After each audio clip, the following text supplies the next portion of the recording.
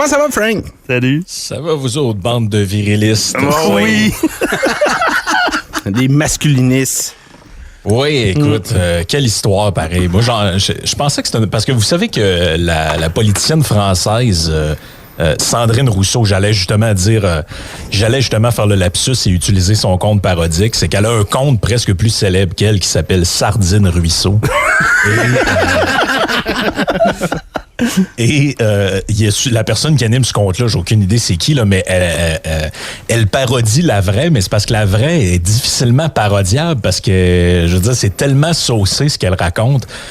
Il y a pas si longtemps que ça, elle disait que les gens qui font des barbecues, là, donc, tous ceux qui nous écoutent là en fin de semaine, je sais pas, ils vont avoir un peu de beau temps, vous allez vous faire, je sais pas, vous allez mettre une pièce de viande sur le fumoir, faire cuire des steaks, peu importe. Là, ça, là, c'est une forme de masculinisme toxique, faire ça. Tu sais, le père de famille aux commandes du barbecue, tu sais, c'est tellement genré, faut déconstruire les genres et tout ça.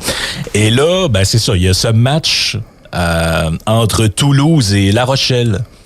Et là, on nous dit, je suis dans le journal Le Point en ce moment, qui est quand même un journal français assez connu. Le .fr?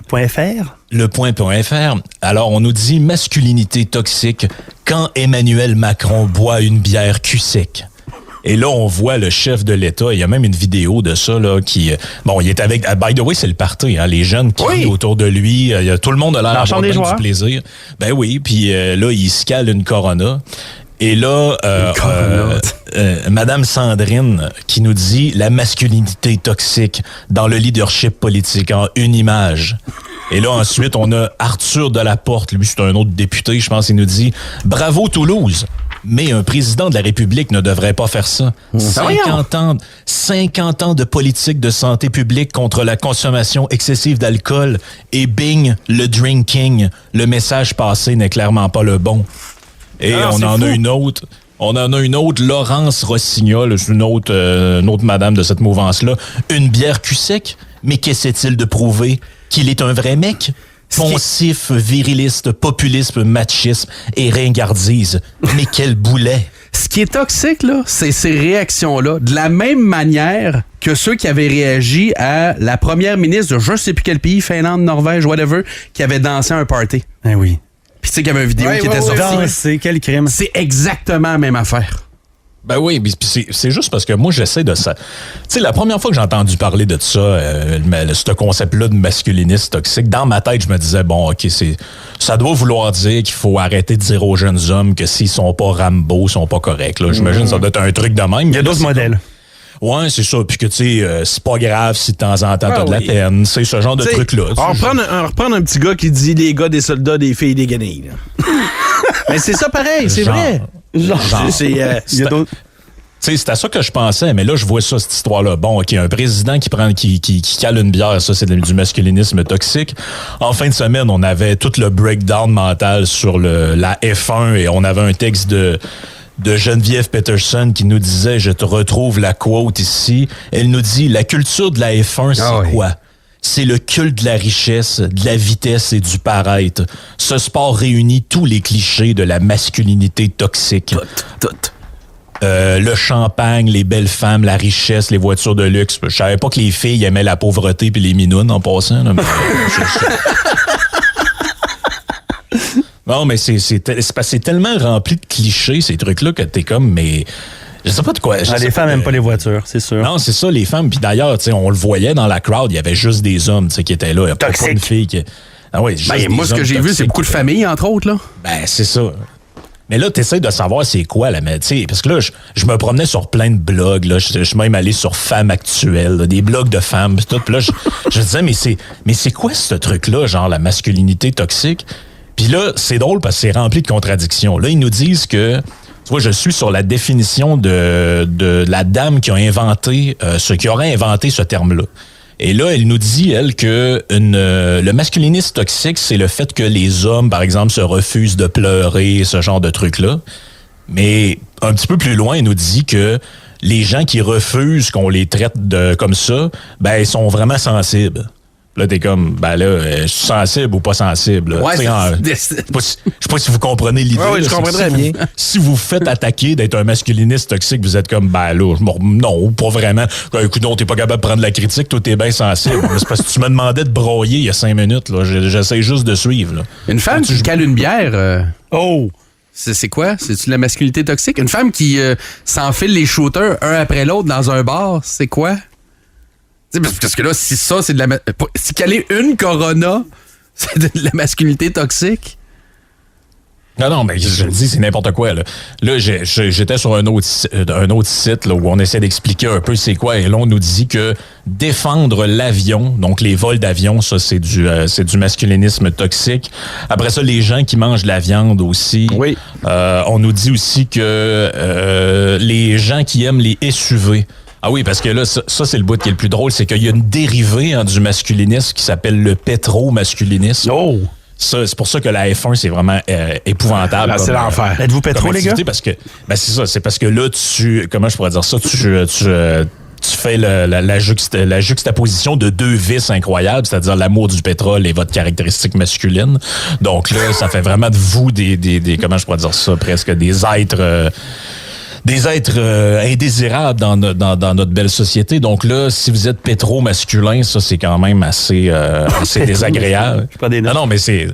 je parle de ça, puis j'essaie de pas d'en rire, là, mais faut quand même se rendre compte que c'est quelque chose qui est... Tu sais, je veux dire, c'est surréaliste. Là. Imaginez, il y a même 15 ans de ça, on aurait vu un politicien, tu sais, tout le monde aurait applaudi ça, puis aurait dit, ben franchement, tu sais, il montre qu'il est proche il est comme nous autres. Du monde, puis il est comme nous autres, puis tu sais, justement, hey, on avait même une expression consacrée, puis on l'a encore, je pense, on dit tout le temps, hey, un bon politicien, là, c'est un gars ou une fille que j'aimerais aller prendre un verre ou une bière avec. Exactement. T'sais, on disait ça de Jack Layton. Ah, Jack Layton, hey, y a-tu de l'air fin? Ce gars-là, je me verrais aller prendre une bière. Il y a même des sondages.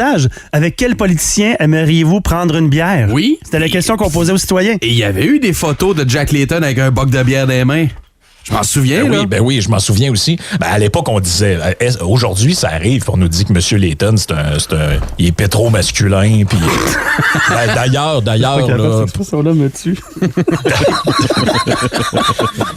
là, pour se rendre au bar puis prendre son gros boc de bière viril, là, il a dû prendre un char, là, je suppose. Ah non, mais... Un Bixi. Oui, c'est ça. Non, évidemment, mais je trouve ça surréel. Je me dis, tu sais... Puis, ils sont quasiment en train de me rendre Macron sympathique, tu sais.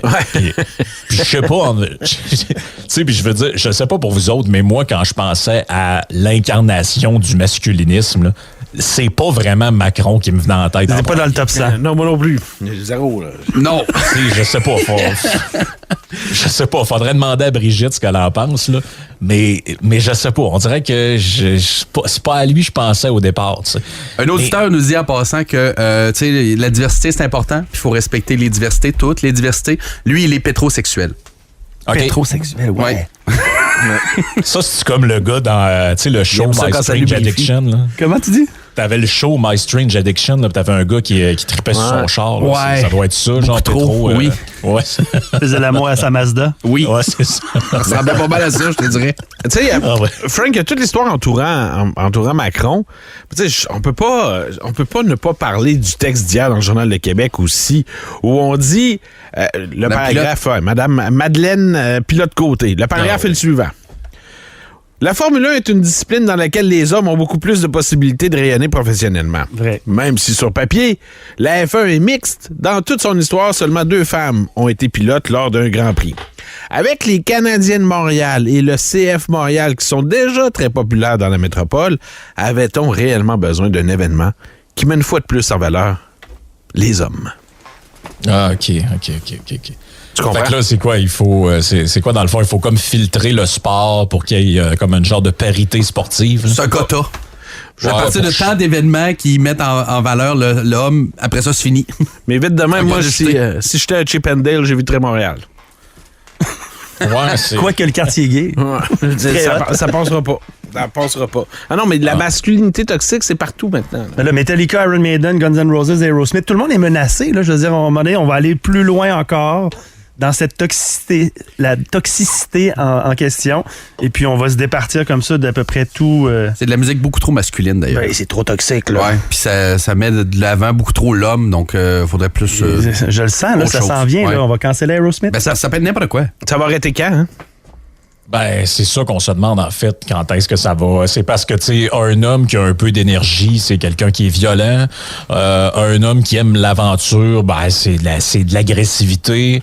Bon, là, si vous aimez... la vitesse. Pas, si vous aimez la vitesse... La vitesse. Écoute, c'est votre amour du pétrole toxique. Si vous... tu sais, je prenais tous les exemples. Si vous aimez, ben là, si vous aimez, mettons, la côtoyer des femmes puis les séduire, tout ça, ben, c'est la culture du viol. Là, à un moment donné, tu te dis, mais OK, mais c'est...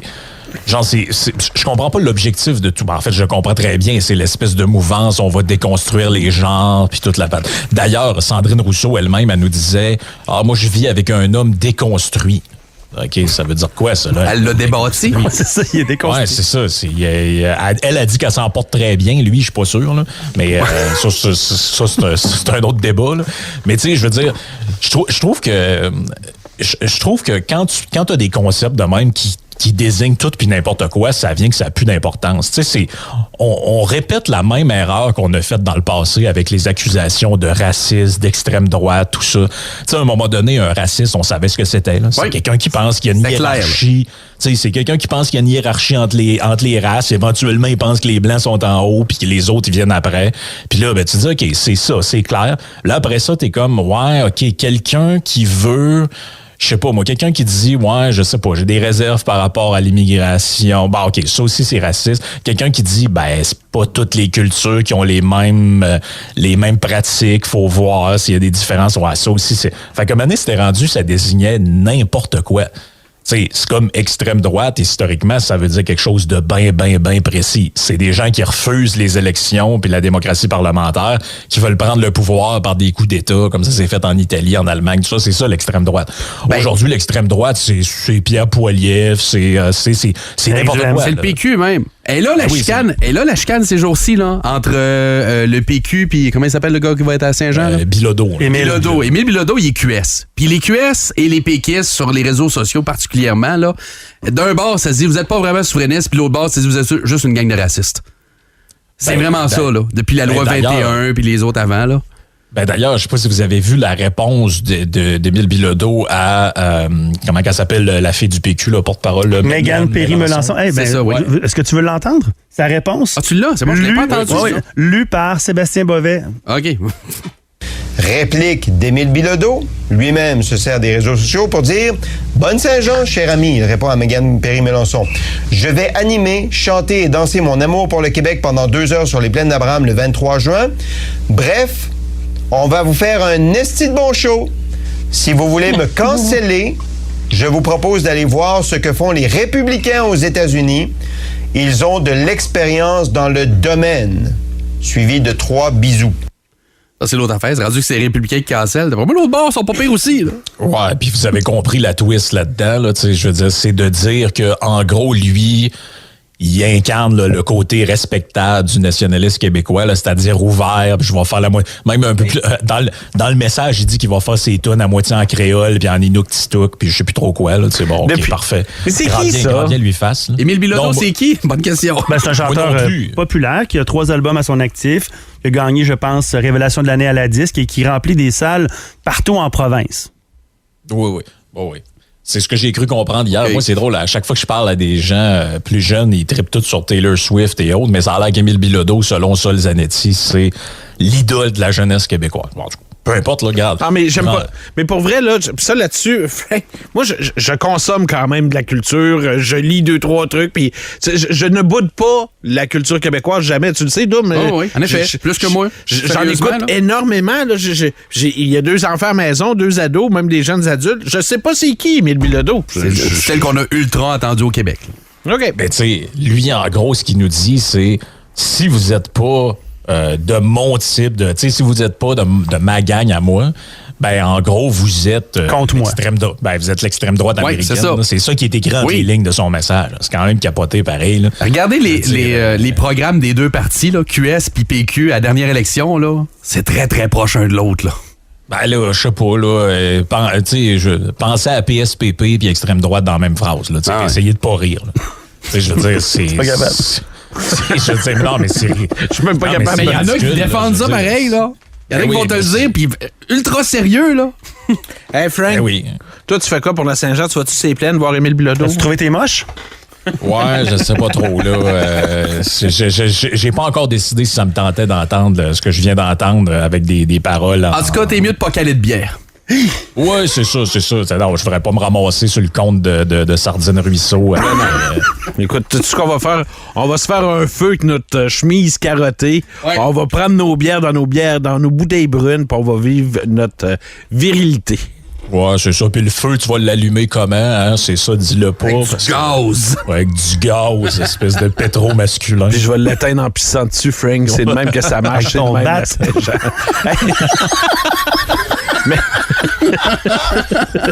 Merci, Frank.